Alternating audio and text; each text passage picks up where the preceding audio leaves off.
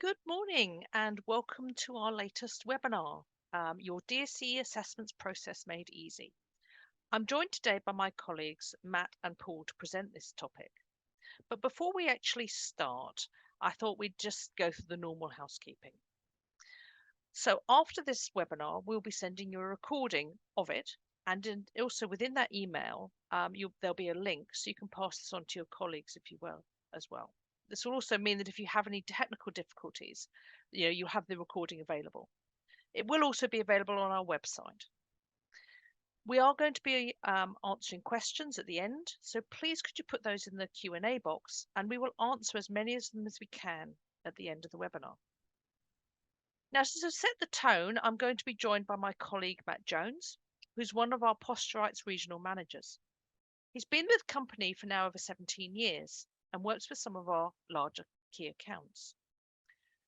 So first of all, I think we probably just want to talk a little bit about DSE assessments. I mean, they've been around since 1992, so for 31 years.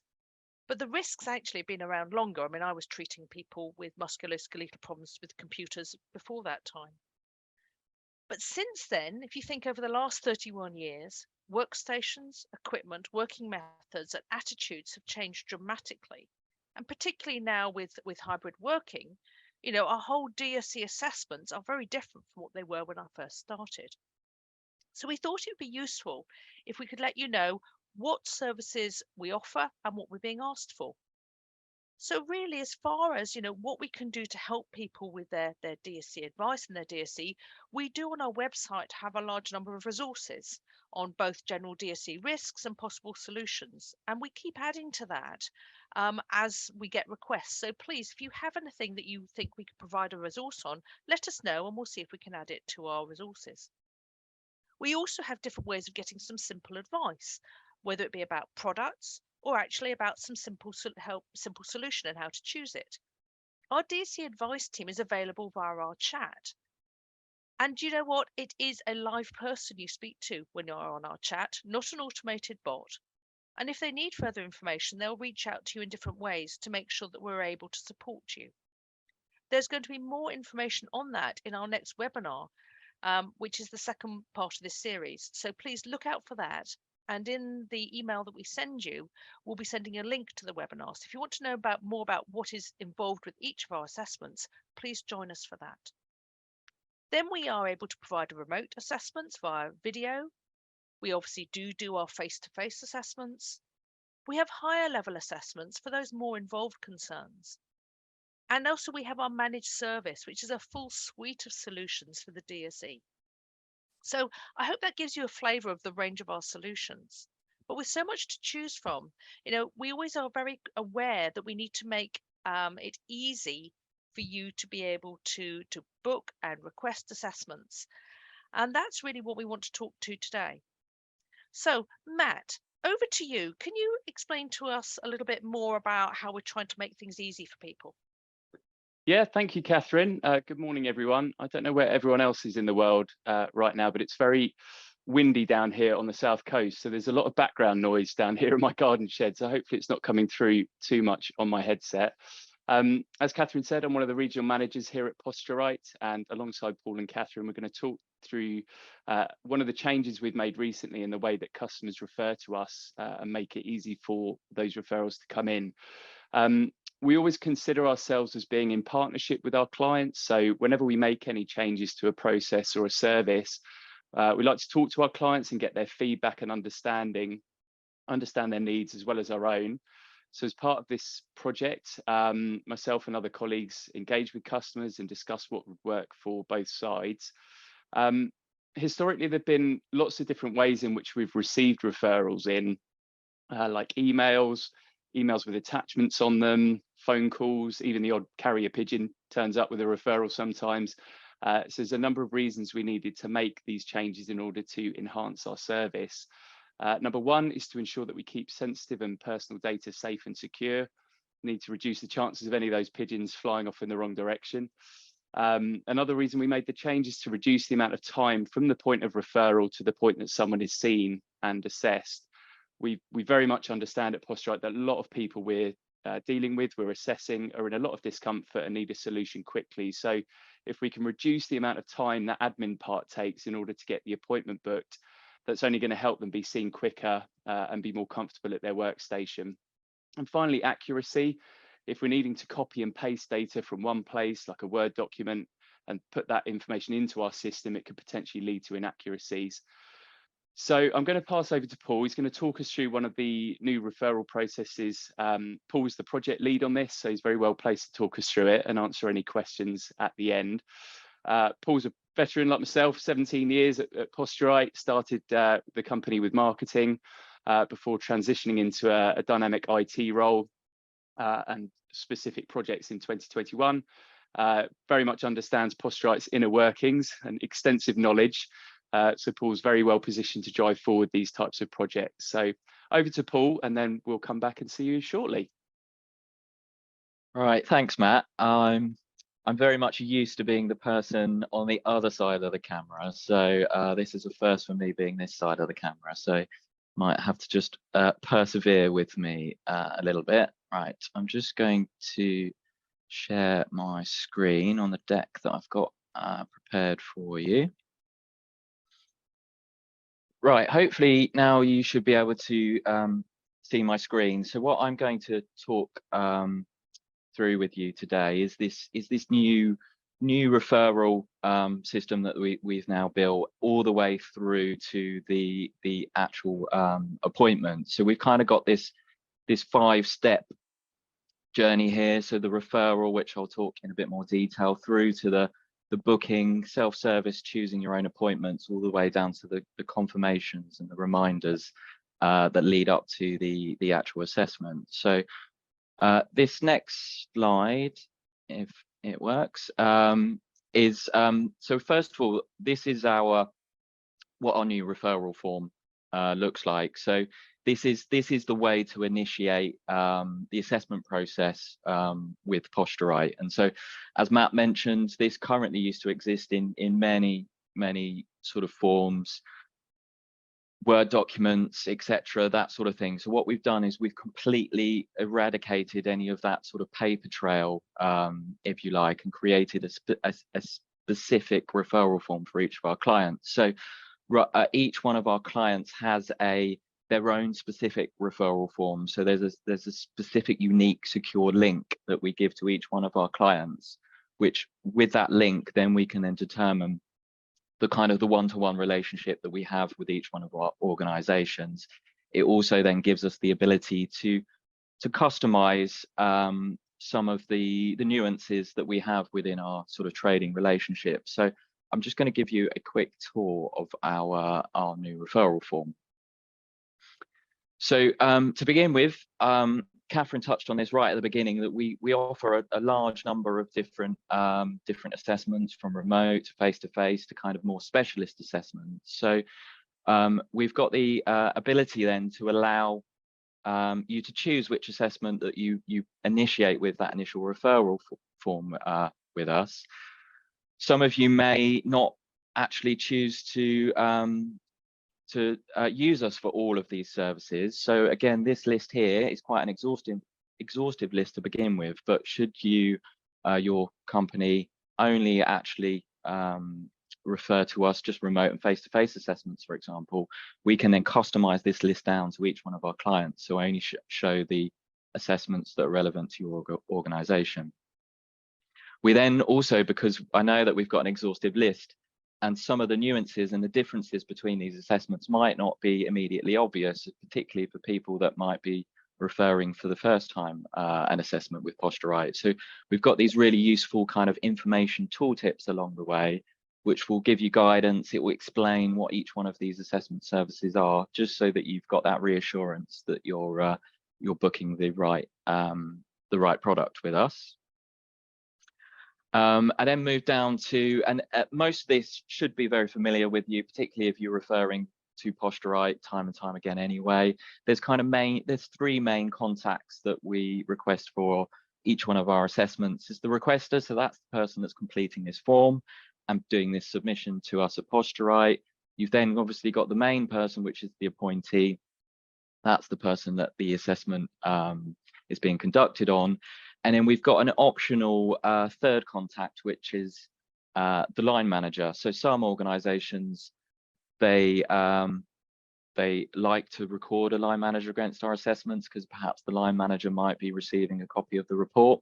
So this is, again, this is an optional contact. And so depending on your circumstances, this might be a not applicable contact. So this will be kind of have a NA option if the line manager is not required. We also then have a kind of a payment section here. And again, this is customizable based on each of our organizations. So in my example here that you can see on the screen, this is an example of a client that has a blanket PO. So this is kind of then set in our system. So each one of the referral requests go against a single PO. We also do some nice things. So we asterisk out or we hide the blanket PO number because we kind of show the first and the last two numbers just to give you reassurance that you've got the correct PO set up in our system. But if you've got lots of referrers in your company that you don't want to show that PO number to, we've kind of hidden that personal information there.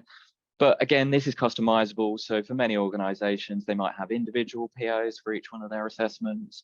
They might use the line manager or the appointee or the requester as a payment reference. So we can customize this section based on that. And if, for example, it was the appointee that was used as the reference for invoicing purposes, that would automatically pull through from the contacts that we've got set up here. We've also got Paul, can I just mention with lots of questions and comments coming in. So just to address a couple of those, this isn't necessarily replacing, if you've got logins to our website and currently refer while logged in as a business user using that method, you still can use that, or you can use this referral form. So if you're currently logging in, making a booking through our website on each of the different assessments, you can still use the website. If you don't, you can have this form set up. And there's another question about not having a formal relationship with Posturite. Can you still use this system? Yes, absolutely. Again, you can book an assessment straight off the website. But if you wanted to set up a business account with us, we can set that up for you as well. So just to address a couple of those, Paul. Okay, thanks, Matt. And just feel free to butt in if any more questions come in. It's probably just important to also say that in terms of the data security piece here, all of the data that you're providing us for our assessments, there is absolutely no change to that at all. It's still handled in the same way as before. The only difference is this is just a much more efficient way of getting your data into our system without having this kind of middle piece where it's being forwarded on to different email addresses.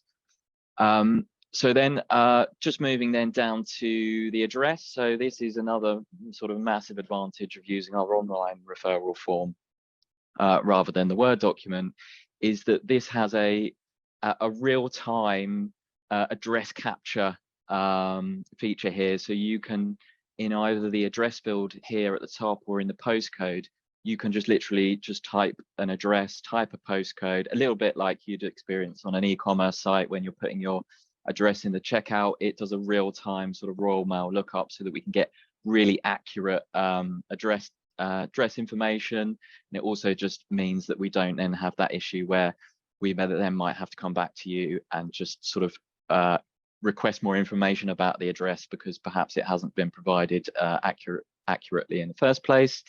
We also then are capturing things like parking instructions just to help our assessors, find you and give them the information to be able to park at your premises before an assessment takes place.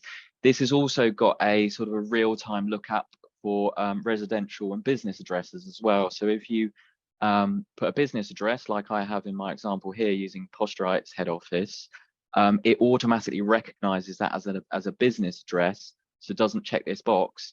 Whereas if you put a residential address in here, it would recognize it as a residential address, so that we capture that information so that we know that our assessors are going to visit a private home address versus a business address. We then also have this section which is about data access, and again, this data access is already something that's in place at the moment and configured by all of our sort of client relationships. However, what we're doing here is we're just being very transparent with what that agreement is in place, so that there's sort of no confusion over that. So the sort of four main pieces of data that we're showing here is the assessment report, so the report that comes off the back of the assessment. This just shows you who, after the assessment has taken place, is going to get a copy of that report here. So this would show whether it is the requester, the appointee, the line manager, or any kind of, you might have any specific contact set up on your account, like a HR inbox or something like that. Then who's going to receive a copy of a quote, if there is a quote off the back of the assessment, if there are any recommendations that take place, but also who is going to receive a copy of the email notifications that come as part of this journey, which I'll show in a bit more detail in a second. But you've got like the confirmation emails, so after the referral and the booking has taken place, and you've also got the booking email, so who is the person that's going to receive the email to go through that self-service journey. Matt, I can see that you've just right. Thanks, Paul.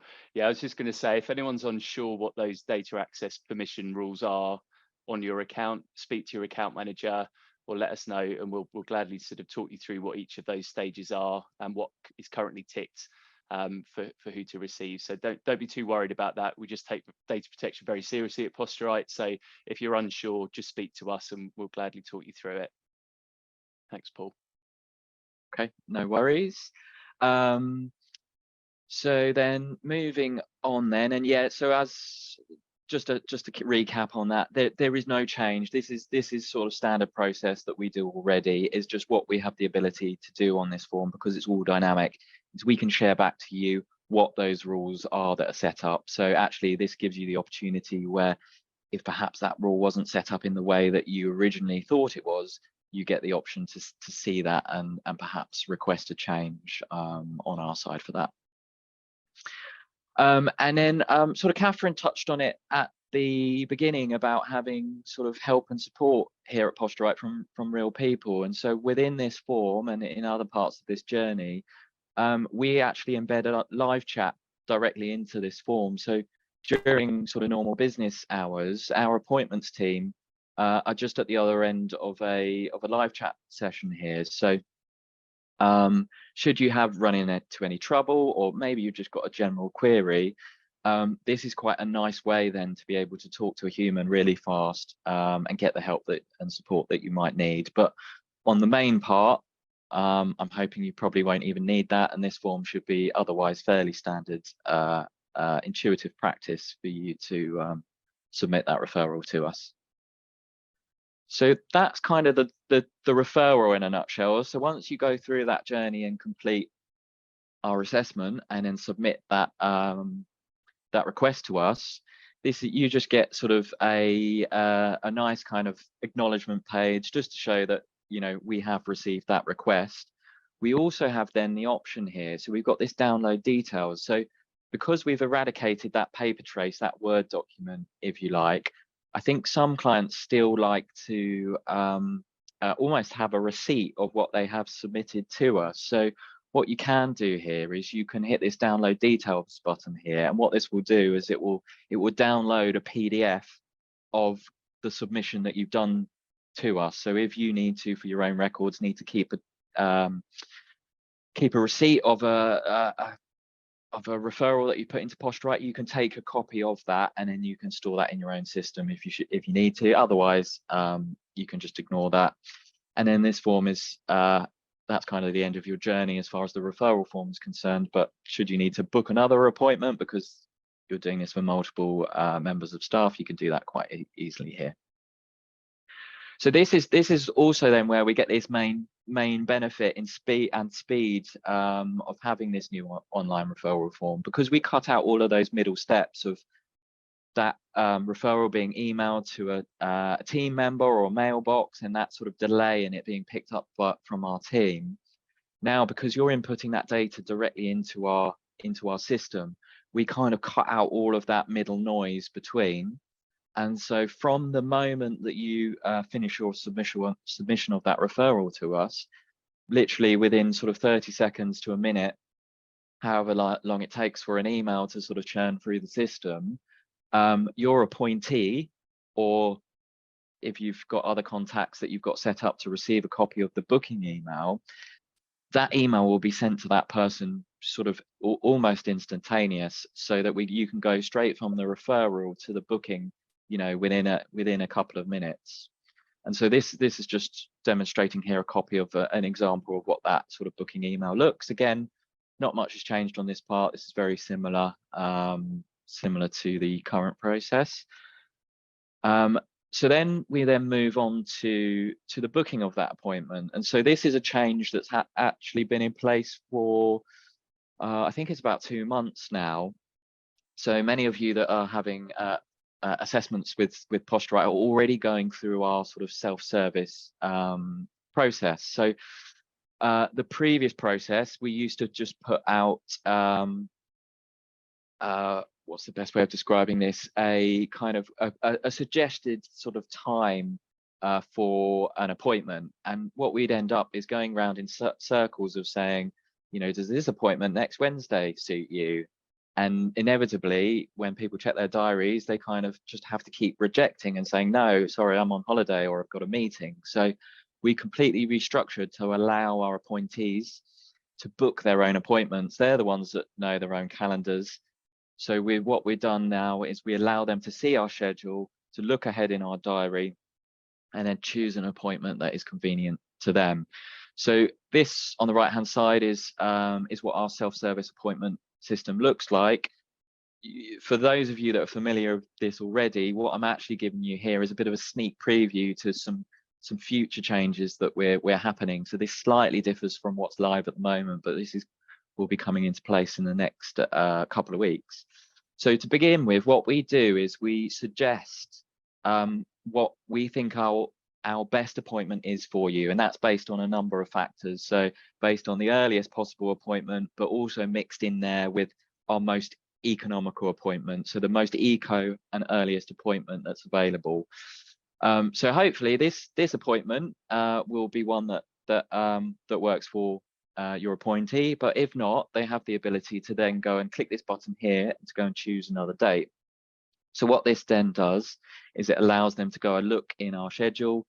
They can look forward in the days, they can load more dates, and they can look for any appointments within the next sort of 2 to 4 week period to hopefully find a suitable position in our diary. We've also got this to begin with. We offer for our face-to-face appointments, they're on a slot. So they're between a 9 and 3 p.m. Window, which as we get closer to the appointment, when we can then confirm and lock down our diaries, we then communicate a sort of a narrower window. Again, it's probably pretty similar experience to most people receive when they're doing e-commerce shopping, where you get an all-day slot if you're ordering a fridge or something like that, and then that narrows down when we get closer to the time. So after you then find a suitable date in the schedule, you then get a opportunity to confirm your appointment. The appointee can then confirm any car park instructions if they weren't already provided in the referral form. Then they get to then again experience this similar confirmation window. This then gives you our unique booking reference, this work order number that then we can then use to track the overall work order journey. Again, what I'm showing you here is some sort of exciting new advancements that we've got coming in the coming weeks, whereas currently the self-service part is just for the booking, and at the moment any rescheduling or cancelling of those appointments, they currently need to go through our booking team, our appointments team. However, what we're doing is we're working on this option so that the appointees can reschedule an appointment if the unforeseen happens and they can no longer make that appointment, or if they need to cancel it. We're now giving the option to do self-service cancellations and rescheduling. So this is not live yet, but it's coming in the next few weeks or so. So after the booking has taken place, this is the next part of the sort of communication journey. The appointee, and also any other users that are assigned to receive those confirmation emails. It might be that the requester wants to receive a confirmation email as well, so that they can keep track of the journey. They'll receive an email similar to this, which confirms all of the details that are just taken place in the booking portal. And then also along that journey, so I think, as I mentioned a couple of minutes ago, this narrowing down of the window. So when you get to a point of 24 hours before your appointment is going to take place, or one whole day, working day before that appointment's due to take place, what we do then is we narrow down that window to 2 hours, so that you know that you need to be available between that 2-hour window. If you provided a mobile phone number for the appointee in the referral, they'll also receive a text message on the morning of, just to give them a reminder that the assessment is due to take place.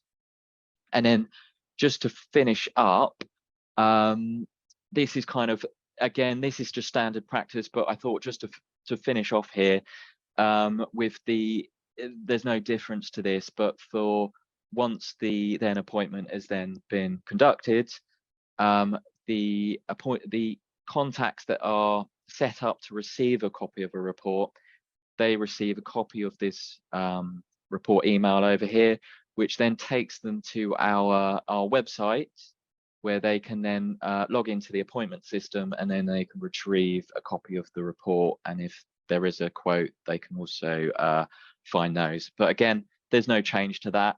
I've just included it as part of this journey, just to kind of close off the overall journey.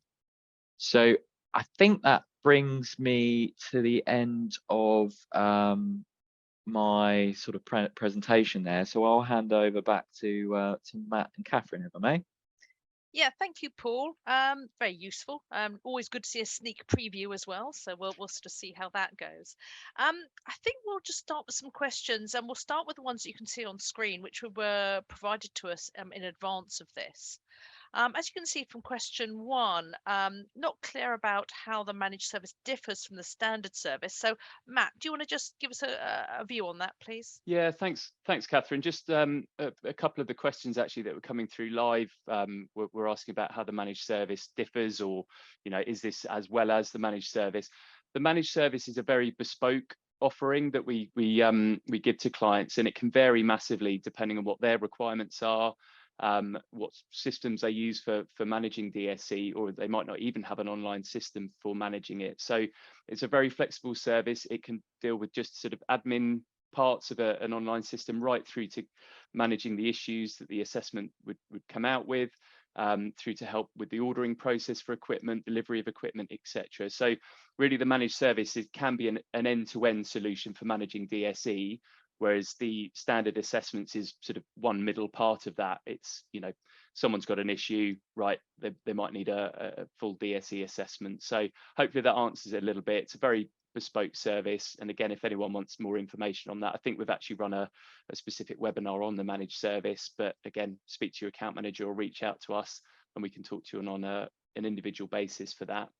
I think what's interesting actually is also looking at the questions. We've had several questions about, do we offer assessments globally? And I think that probably fits in very well with a managed service. Yes, we do offer global assessments. Obviously, they have to be tailored to the area, the district, and that sort of thing. So that is very much a managed service discussion. So if that's something you're interested in, please reach out to us on that. Yeah. And I suppose that follows on now, different types of assessments that Posturite offer. I mean, I identified, how we get advice and assessments on DSE, but Matt, do you want to just expand again on the other things we offer? Yeah, thanks, Katharine. As you've said, we do a lot of sort of ergonomic and DSE related assessments. They could be desk-based assessments through to vehicle type assessments.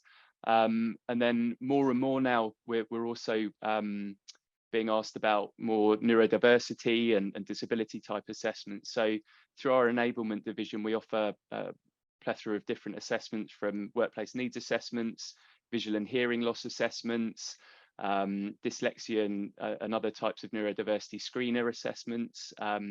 So yeah, lots of different types of assessment. Again, on our website, you'll be able to see the full list. But if you've got any specific queries on what type of assessment you might need, again, please reach out to us and we'll be happy to talk you through those. I think actually one thing I have noticed that was put in our chat was one of our listeners has asked us about whether we do a fungus allergy assessment. That is not something that we're able to help people with. I would suggest getting an occupational hygienist involved with that. I mean, we do air purification systems, but as far as the assessments is concerned, that's not part of our suite at the moment. So somebody's interested in DSE assessment systems, particularly sort of online ones. Again, Matt, I think that's probably very much your ballpark. Yeah, absolutely. I mean, a lot of companies, especially large organizations now, would have an online system typically to deal with DSE assessments throughout the organization. But not all companies do. But again, Posturite have got many solutions that we can support with that. So again, it's quite a specific question, not necessarily related to today's topic, but if the person who sent that in would like to reach out, again, we'd be more than happy to speak on an individual basis to talk them through what options we can support them with. Again, it's the larger the organization, the less per head cost it tends to be for an online solution. But yeah, we can certainly help with that on an individual basis. So please reach out to us and we'll be happy to support you. Excellent. The last two I'm really going to lump together, and I'm afraid I'm going to answer, which is really talking about hybrid working and the challenge of people working at home and other places. I think it is a challenge, but I actually also think it's a massive opportunity to allow people freedom to get up and move and stretch and walk and that sort of thing when they're at home. So I think it's an opportunity, but I think it is a challenge to make sure that we get it right. We've all seen the figures in the press recently showing that musculoskeletal conditions, particularly what appear to be related to people hunching over low workstations, is on the rise. So, what are our obligations as employers? Well, obviously, to make sure that we don't create pain and discomfort and risks for our staff. But actually, that's not just a sort of a health and safety thing. I mean, our productivity and our presenteeism will also be affected by this. Do we need to do assessments? Well, yes, we have a duty of care no matter where somebody is working. And if we think that the tasks they're doing will require them to be working in poor postures, I think we absolutely do have a duty to make sure that we do an assessment. So I think if you know that the tasks that people are doing at home will put them in a poor position for any length of time, then I think we do need to do an assessment. I hope that in a general way answers those two questions. Matt, I don't know if you've got anything particularly you want to add to that. No, I mean, again, we've been asked lots of times, especially during the COVID period and now after. I think most people have sort of found out what the answer is to that. There were a lot of grey areas and queries around that at the time, but I think yeah, it is. I mean, the rules still apply regardless of where you work, essentially. So I think, again, if anyone's got a specific concern around that, we'd be more than happy to speak to you about the circumstance of an individual employee, perhaps, who's working in that environment. But yeah, I think most people now know what the form is on that. I think it's interesting. It comes back a little bit to what I said at the beginning is, that work has changed since the regs came out. Risks have changed, what we require of people, personal responsibility, mental, everything else has changed. So it's important what the sort of assessment is that we do and that we address the needs of those particular individuals. And we're lucky within Posturite, we have a range of ways of working with people. So hopefully we've got something that will help you. And just one query that's actually come through just now about can we ask employees to provide a photo of their home workstation as part of the regular DSE assessment? Katharine? I think you can't really do a home working assessment without it. How can you reliably help people if you can't see them? Yes, I think one would query the validity of just doing something without any video, either, all that sort of thing. So there are going to be more interesting tools coming through, but at the moment, I think photographs on distant aspects really do allow us an insight into helping people get things right. Yeah, absolutely. Great. I think there's a couple of other questions. So when Paul was going through, I think with the drop downs, it just showed mainly the DSE and ergonomic related assessments, but we will be looking to add on the enablement services to that referral form shortly as well. So that will include things like sight loss and neurodiversity, workplace needs assessments as well. So that was one of the questions that came in. Thank you for that. I think we had there's a couple of questions about people don't operating with POs, and my understanding, I've certainly come across this, is that we find different ways of working with people. Isn't that right, Paul? There are different configurations. A PO is many different things to many different people, isn't it? Yeah, absolutely. And we've built the referral form to be kind of customizable to each organization. So it's kind of, there are options for PO, and that's what I used in my demo, but it doesn't need to be a PO. If a company uses a cost center number, or if they use the line manager or an appointee or any particular reference, we can accommodate those customers too. Right. There's a note here about whether we think the new system will help with, customer service and length of time to wait. Well, certainly we've started to see that actually our efficiency of delivering assessments has certainly come down. So I mean, being in charge of the assessment services, I've seen the lead time start to fall. So I think we're making better use of our assessors. So I certainly think it's having a positive impact at the moment. So yeah, I think I'm a bit of a Luddite, but you do recognize when things are making a difference. So yes. Yeah, thank you. I think we've had another question around the global capabilities since we asked about that earlier. So yes, we can offer these range of services globally. We do for many clients who've got a global presence, and again, offering a remote service for that certainly helps. But if you do have a specific requirement for face-to-face type assessment in some of the locations, we can support that as well. We have a network globally to support face-to-face, but the majority of the global work that we do in the services are conducted remotely. Okay. There is, I've seen a couple of people wanting to know how they can get access to the form. Can we just remind people about how they can start using the form? Yeah, absolutely. I think certainly if you've got an account manager that you know and speak to you regularly, they can help on a one-to-one basis. If you're new to Posturite or you're looking to open a new account, again, contact sales@posturite.co.uk, and we'd be more than happy to help set that up. So yeah, hopefully that helps. But yeah, speak to your account manager and they'll send you the referral link form. Like I said earlier, if you're currently logging into our website as a business user and booking assessments through the website, you can carry on doing that. That's absolutely fine. Again, that takes out that sort of admin part because it goes straight into our booking system live. But yeah, just reach out to us and we'll be happy to set up that form for you and send you the link. Got a question about what happens if appointees can't make the appointment date closer to the time. Now, Paul gave us an insight that hopefully that'll be automated. But currently, if there's a problem, just reach out. You can do it via chat or phone to our appointments team and let us know as soon as possible, and we'll sort that for you. But hopefully, I think that'll be automated. So that'll be good. Got a question about whether we do other assessments like sight loss, and I think as Matt pointed out, yes, we are doing a larger suite of assessments, really trying to enable anybody to work effectively as they wish. So yes, certainly we are doing those types of assessments as well. Someone's noticed my very well behaved dog in the background, Katharine. I've trained him very well to be very obedient. So thanks for pointing that out, Stephen. He also asked, Katharine, probably one for you again, about the DSE regs going to be updated. Obviously, like you mentioned, 1992 when they first came out, some amendments, but again, more and more people are now asking. We're in a very different world, technology, everything's changed since then. So any chatter on the grapevine about if and when they might be updated? There was some chatter a couple of years ago, and there was some chatter during COVID, and not really. The HSE has updated their website. I have to say that no dramatic changes there.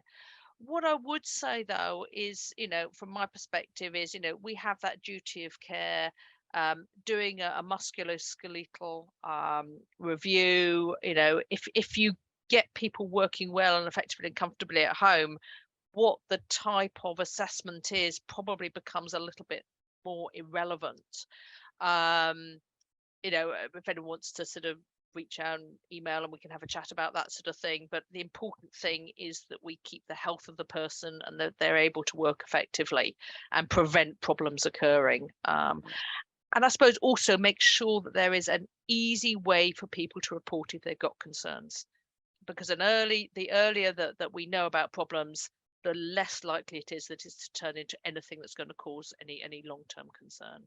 Yeah. So hopefully that would help. I think there's also, I did notice one, I think about kneeling chairs. And again, you know, it is case by case basis. For myself, I think chairs that require the person to be in balance and be, you know, using their core for long periods of time, I think I would be concerned about. I think making sure one has support as well as doing that. So there's a time and a place for kneeling chairs and those sorts of things. And I think that very much depends on the type of work, the surroundings, and the duration. So again, difficult to answer that specifically, but I certainly don't think that kneeling chairs are going to be a standard for home working anytime soon. No, absolutely. If that helps. I think we're a bit tight for time. We've got a couple more. One that's just come in. Any recommended training for those responsible for carrying out workplace DSEs? So yes, absolutely. We changed our training offering slightly over the last year, very much concentrating on DSE and ergonomic training on a bespoke basis. So you tell us what your requirements are, what you're looking to achieve and your objectives, and then we can come back with a bespoke training session for you to meet those objectives. So again, whoever asked that question, please reach out specifically if you've got an account manager or contact sales@posturite.co.uk, and we'd be happy to talk through what you're looking for on that. Very interesting comment from Carmel, actually. Let me just quote this. I believe that the DSE regulations are being updated within the EU because the Health and Safety Authority in Ireland has been asked for their input. So just if you do have offices in Ireland, it is important to know, do keep an eye on the HSA website. They've usually got a very clear information source. So if that does impact you, thank you, Carmel, for that input. That would be helpful. Good. What's the difference between the DSE workstation assessment and the DSE compliant assessment? Katharine, do you want to field that one? I will. The DSE compliant assessment is very much based on the DSE regulations and the requirement for a risk assessment. So very much all the areas which would include training, eyesight testing, that type of thing. Whereas our DSE workstation assessments are very much more problem solving, almost assuming that that basic checklist has already been done. So focusing in where somebody needs some more help. Usually, you know, somebody's complaining of discomfort in their lower back or their neck or their hands. So that's the difference. If you haven't done your DSE compliant, you need a compliant. But I go back to 31 years since we were required to do it. I'd be very surprised that many workstations don't have an initial assessment to work from. Good. I think that's most of them, and I'm also slightly worried about the time. We've gone over a little bit. Paul, have we anything that you've thought, oh, I wish I'd said that, or you're happy? I don't think so. I think my objective is complete as far as demoing the new changes. I mean, we're kind of going through quite an exciting time in technology at Posturite, and so this is just, you know, the start of improvements, and we're already looking at you know, optimizing, improving further and further. So this isn't just you know, we've brought this in and now we stop. You know, we're continually looking to make improvements. So watch out for more. But can I also say that we're also a small family fun company, and that you'll always have people as well. So although we're trying to be efficient, we're always here. You'll always be able to speak to a person. So please, you know, please make sure that we try and get the best of both, really. Yeah, absolutely. We'd rather our people help people and support people rather than doing kind of admin tasks or unnecessary admin tasks. So if we can get that right balance, I think we'd be in a good place. Brilliant. And with that in mind, I think I'm going to sort of call a day on our discussion today, but I want to remind people that on Thursday, we're talking actually more about the mechanics of assessments. We're going to be talking to one of our really important assessors, our DSE advisors, Vicky, particularly on Thursday, who we're going to talk about very much her day-to-day activities, what she does on chat and that sort of thing. So I'd love it if you could join us on Thursday. You will find a link in the email that comes out to us, and obviously there will be a recording of that if you can't get through to us. So I look forward to seeing some of you on Thursday. And so without just really say thank you, Paul, thank you, Matt, and I hope you guys don't get too blown away in the rather autumnal weather we're having today. So thank you for joining us, and see you again soon. Thanks, everyone. Thanks, everyone. Bye. Bye.